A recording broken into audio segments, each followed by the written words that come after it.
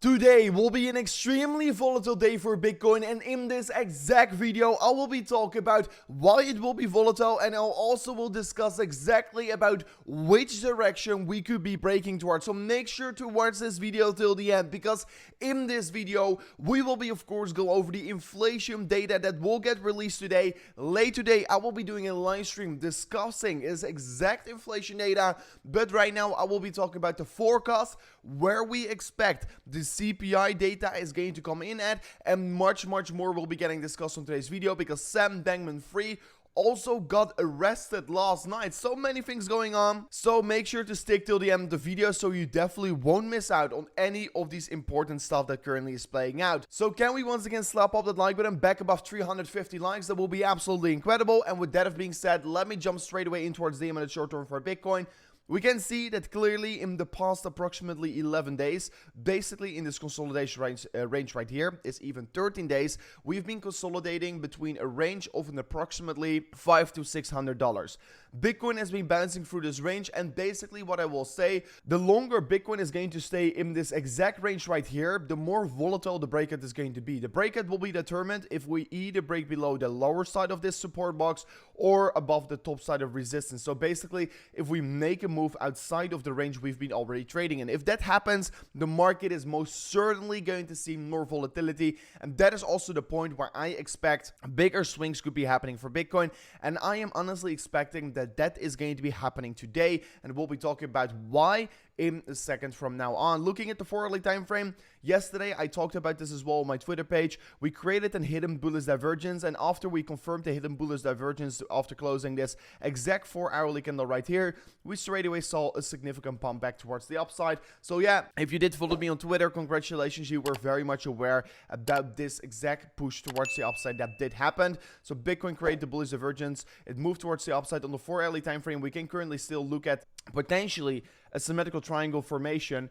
We could be looking for an upward sloping support line right here, a downward sloping resistance line, and basically we can clearly see that the price action is getting squeezed in right here, right? So we're getting ready for another move, and like you can see in this consolidation phase, we're currently sitting on the higher side of the consolidation phase, and if we really decide to be breaking bullish from here on, Bitcoin could recover very quickly towards the upside. And if I really look at this range, what are the levels to right now look at? It is of course that resistance box around $18,000 to $19,000 that we need to be breaking above. If we break above this box right here from 17.8 towards 18.5 approximately, if we break above this range right here, I honestly think Bitcoin is going to be flipping bullish on the bigger scale as well, and then we could be expecting even larger scale recovery for Bitcoin. But of course, I will only expect that is going to be happening if we do break above it. If we pump in towards this level and we get significantly rejected, then it's very likely that we probably will be visiting lower levels. And the reason why I have been saying this all day already,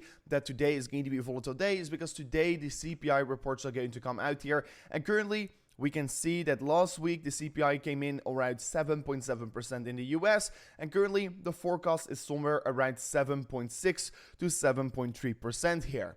And of course, if it comes in around that level or even lower, the market is going to be seeing that as a positive, because inflation is coming down, and due to that, the Federal Reserve could be potentially be less hawkish, and that means that the markets are going to pump. So if the inflation comes in low, it's going to be very bullish for markets. And if we are looking at the true inflation dashboard, we can see in the month of November, we have seen an approximately decline from an approximately 7.4% in inflation in the US towards 6.5%. So true inflation is expecting a drop of an approximately 0.7%. If we have to look at that, they are expecting inflation is going to come in around 7%.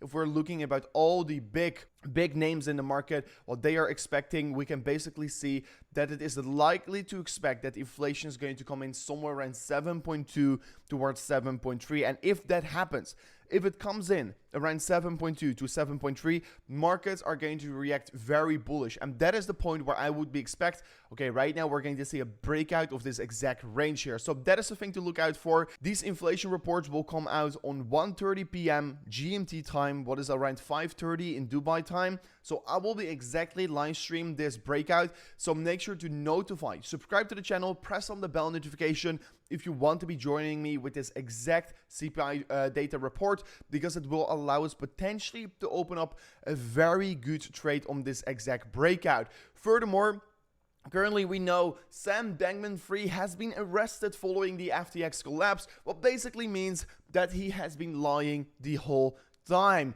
Finally, SBF is getting arrested, and that makes it, of course, extremely good for me, at least, because these bad actors should go to jail. They should go to prison for the things they did. What was also quite funny is that approximately 10 hours ago here, before he got arrested, DB was tweeting, members of the inner circle of FTX formed a chat group called Wire Fraud and were using it to send secret information about operations in the lead up to the company's failure. And a few moments after DB tweeted this, SBF responded, if this is true, I wasn't a member of that inner circle. I'm quite sure it's false. Always like he's never sure about anything. Actually, he's once again quite sure. I have never heard of such a group. But now the very interesting part comes here, because the charges that were placed against him in his arrest are wire fraud, a wire fraud conspiracy, securities fraud conspiracy, and money laundering. But most importantly, wire fraud. That is that group where they are destroying other companies. He's literally getting charged by the thing he's saying he didn't do. And if this is true, he is definitely a very bad actor in the space. And it's better that he right now is behind bars. It is way better for the whole industry to go onward. So I'm very happy that he's behind bars. And I think that this is a good end towards this chapter for, the SBF fraud. Then looking at my trade, Bitcoin, of course, trading around $70,000. I'm still in a 1.8x leverage Bitcoin long position. I'm buying more Bitcoin as price continues to go down here. And of course, if the market drops to $12,000 to $11,000, I will triple my margin, what means that I will be having a very good entry price and basically a very good swing trade position in this market. And that is also the whole thinking behind this position. If you are interested in trading, you could do so on Bybit. If you sign up an account using the link in the description right now here, you will be able to claim a $30,000 deposit bonus. And if you're interested to maybe trade on BitGet allows you to trade without KYC, without VPN, and Bybit soon you have to do KYC. You can also check it out in the link in the description. This is the only valid and reliable exchange left, BitGet, then that won't do KYC, so make sure to check it out here. It is extremely important to sign up your account right now, get ready for it, and you can withdraw over 30 Bitcoins on a daily basis without KYC. So check it out. It's a very safe, it's a very reliable exchange, and also they have got proof of reserve, so that is a very nice thing to see. So that is a thing that I would be looking at if you want to be trading. Check out BitGet, and if you sign up using the link in the description, you will be getting an additional deposit bonus on top of everything. Looking at Bitcoin on the daily time frame, we can currently see that really the Bollinger Bands is squeezing up here as well on the daily time frame, what basically means that Bitcoin is getting ready for another big move. The last time we were so squeezed up on the Bollinger Bands, I think it's all the way back here in October 2020. That's actually and a very long time ago here, and we can see it was pretty tight right here as well. But basically, what we know from historical data, once the Bollinger Bands is extremely tight, we do just see big moves happening for Bitcoin, and we are seeing the Bollinger Bands being very tight yet again here. So I am expecting to see more volatility come for Bitcoin. It's extremely likely to see this happening in the coming hours, especially with the inflation reports that are going to come out today here. That will definitely determine whether we are going to be ending the year positively or negatively. We can see also on the daily time frame, yesterday we talked about it, we're still holding on towards the upper sloping support line. This line has been very important for Bitcoin so far, but it's still holding on, looking good. We're still trading in the blue box of support. We're still trading in this bigger time frame range here on the daily time frame. The red box is, of course, the major level of resistance, and the blue box is our consolidation range. If we break above it, I think we're going to move very quickly. So that is really the thing I'm looking at. And of course, the majority of the resistance is going to be found around 17.6K. That's approximately that top range, right? So that is also the thing to look at. You could be potentially short that level. However, I do not dare to short the market since the funding rates are extremely negative. And that is, of course, for me, a signal to not short the market. On the daily time frame, we can see it. I already talked about it in the beginning. I mean, look at this consolidation. We have not seen Bitcoin being so boring for such a long, sustainable period of time. And usually once it stays so boring for a long period of time, the markets tend to also move very quickly. Once they turns out to not be boring again here. So the swing out of this consolidation range is only going to be bigger and bigger the longer we're going to stay flat in this range right here. So that's a thing to be looking out for right now.